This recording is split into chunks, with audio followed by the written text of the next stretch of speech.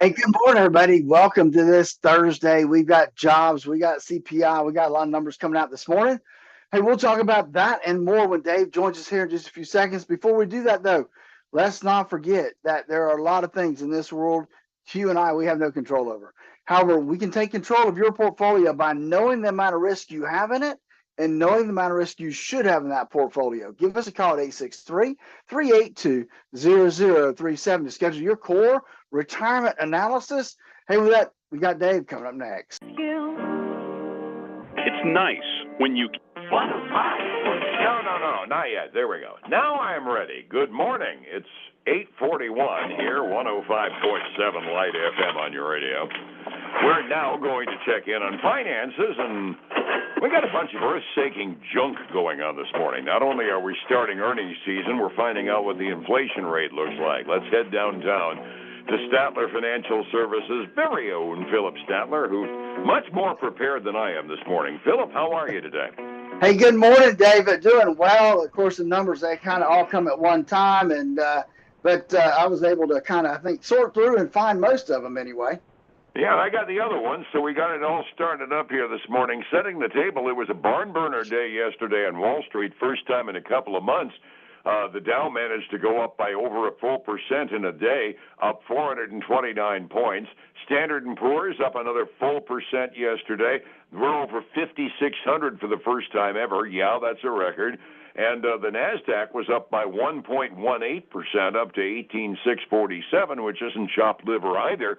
I mean, boy, they're really excited. And then we get the inflation report this morning, and that looks surprisingly good, too. I'm starting to change my mind about whether or not Paulson's going to have the gonads to drop rates in September. What do you think? Well, I mean, I think we're heading in the right direction. But if you look at the core CPI number, we're not there yet. We still got to, even on the total CPI number, we're not there yet. Yes, we are going in the right direction.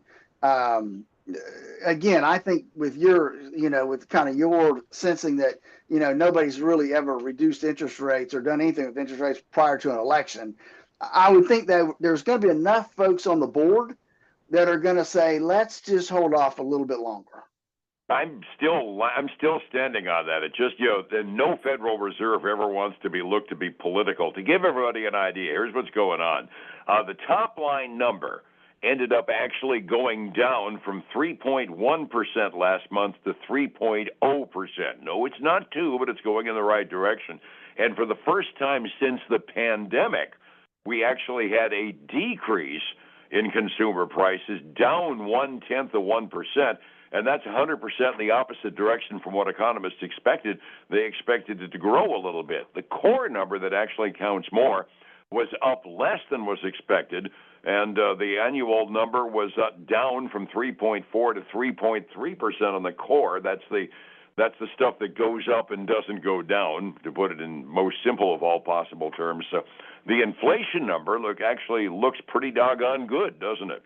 It does. I mean, like we said, it's going in the right direction. If it can continue this way and we get through the election and we're going in the right direction, then maybe, just maybe, we could see the rate cut in December. That would be more my guesstimate as to what's likely to happen. At his Senate hearings yesterday, Paulson started making noise about how the attention of the Federal Reserve was going toward the labor market, because we've had indications that the labor market is tightening up to the point where it's approaching the same level the Federal Reserve wanted it to be. Well, this is the other side of that coin.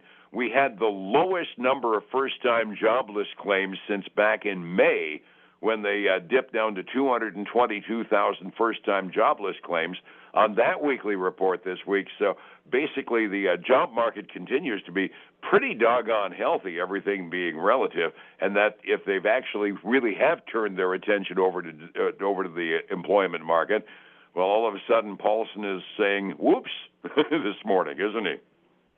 Yeah, and so we continue to it's a numbers game, right? What are the numbers doing? As long as they continue to fall, then there is, I think, a possibility of a rate cut in December. I would be surprised if it comes anytime before December. I tend to concur as far as the December is concerned. got earnings season starting this week. You've got a couple of them that kind of jump the gun on the big banks, and they come up tomorrow. Found a tip sheet here saying that analysts are going to be looking very carefully at the delinquency rates on banks as to how much they're reserving for bad debts and the like. And I was saying earlier, they're all getting kind of tired of having flat earnings and still seeing the price of the stocks going up. I'm going to maintain this is going to be a take no prisoners earnings season because the analysts are not going to be very nice, are they? No, they're not. And we're going to see that right now.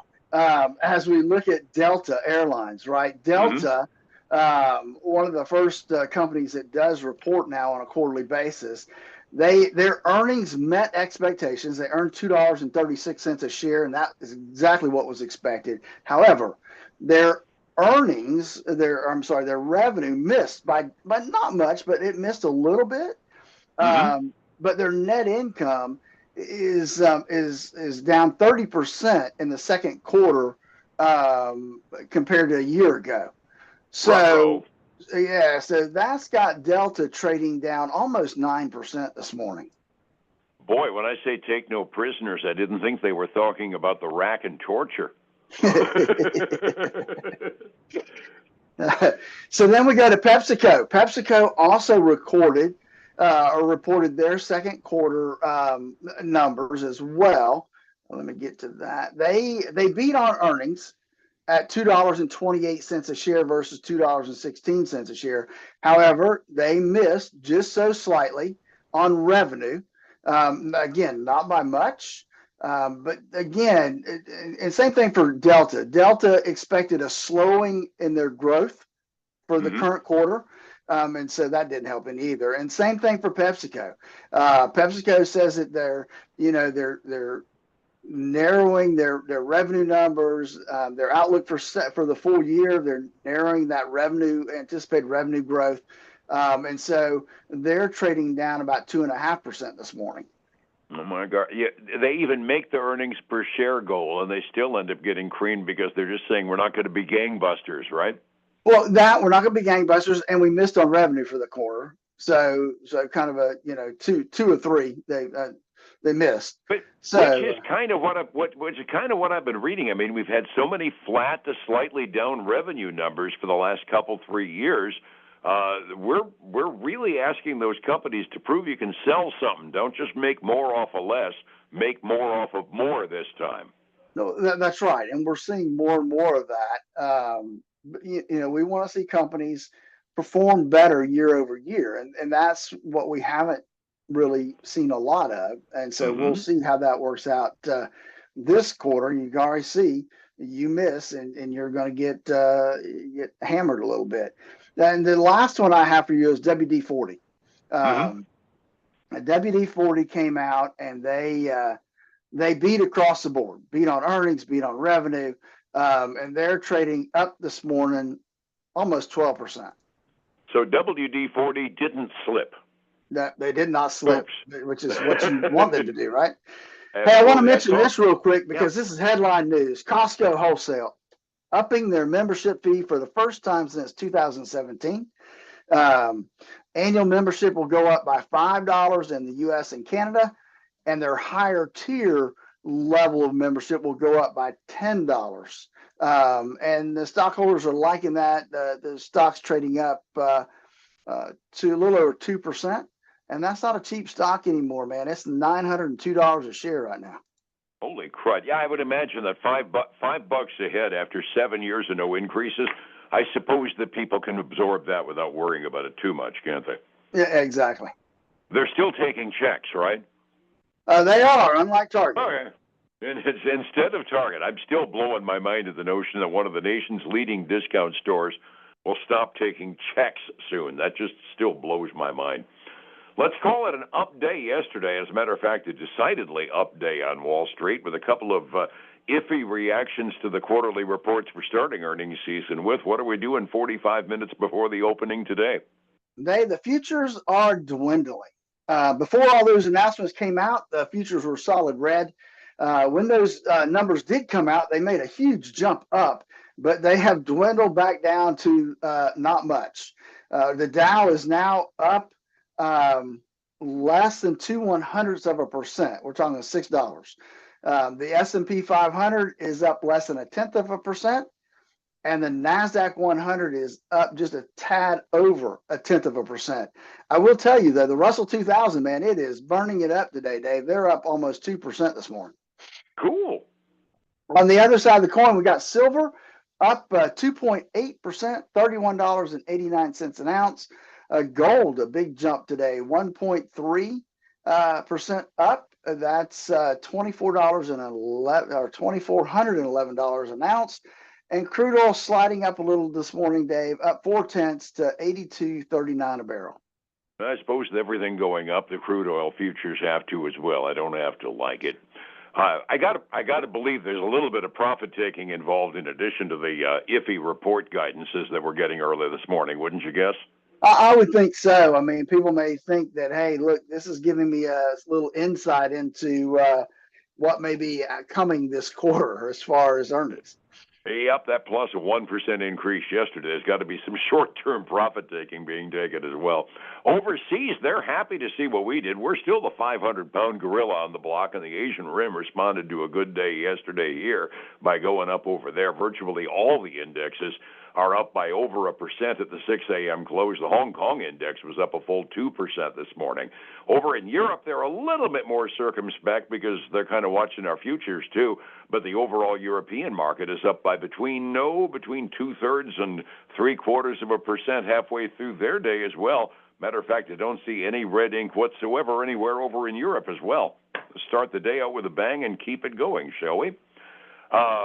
If I'm following my retirement plans and I want to be able to retire the way I planned on it, I can't do it by myself. That takes a good pair of eyes. How do I find you to get your eyes on the case?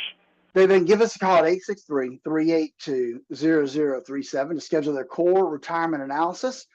And then join us this weekend for the Statler Financial Radio Show, 6 a.m. and noon on Saturday, 10 a.m. Sunday morning on Highlands News Talk 730 a.m. and 95.3 FM.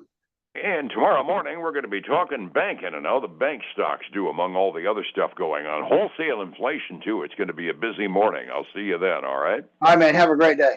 Thank you, my friend. It's 105.7 Light FM and Statler Financial Services. Phillip Statler. Hey, folks, again, I want to thank you for joining us today. Have a great one. I look forward to speaking to you again tomorrow. Take care. Bye now.